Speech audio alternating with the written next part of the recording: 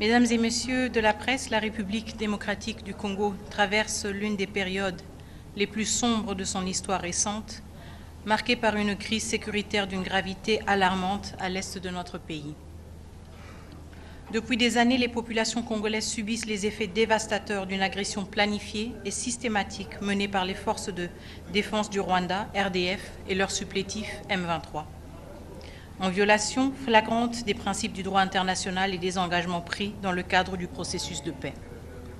Depuis le 6 janvier 2025, ces forces illégales ont intensifié leurs attaques, s'emparant de localités stratégiques telles que Katale, Louchébéré, Massissi Centre, provoquant le déplacement de millions de civils, détruisant des infrastructures vitales et commettant des violations massives de droits de l'homme. Ces actes ne sont pas seulement des attaques contre le peuple congolais, mais aussi contre les principes fondamentaux qui régissent la coexistence pacifique entre les nations. Face à cette situation tragique, la République démocratique du Congo rappelle la responsabilité historique du Conseil de sécurité des Nations unies, garant de la paix et de la sécurité internationale.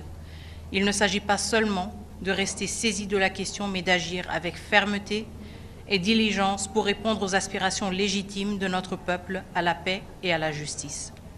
Nous demandons à ce Conseil de prendre des mesures concrètes et immédiates, à savoir la cessation immédiate des hostilités et le retrait total et inconditionnel des troupes rwandaises du territoire congolais pour établir la souveraineté de la République démocratique du Congo sur ces terres, l'imposition de sanctions ciblées contre les responsables militaires et politiques rwandais identifiés comme les instigateurs de cette agression, un embargo strict sur les exportations de ressources naturelles en provenance du Rwanda afin de couper les financements illicites des groupes armés, et la révocation du Rwanda comme pays contributeur de troupes aux missions de paix des Nations Unies en raison de ses violations flagrantes du droit international humanitaire et de ses attaques systématiques et ciblées contre les soldats de la paix des Nations Unies et de la SADC. Le peuple congolais ne cédera ni à la résignation ni à l'injustice.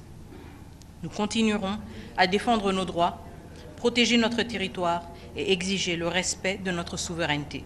L'histoire jugera de la réponse que le monde aura donnée à cet appel.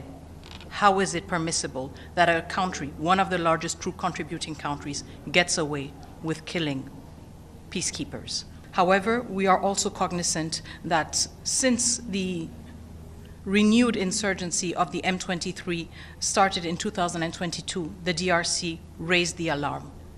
For the past 3 years, we have been raising the alarm. And yes, we have taken note of how long it took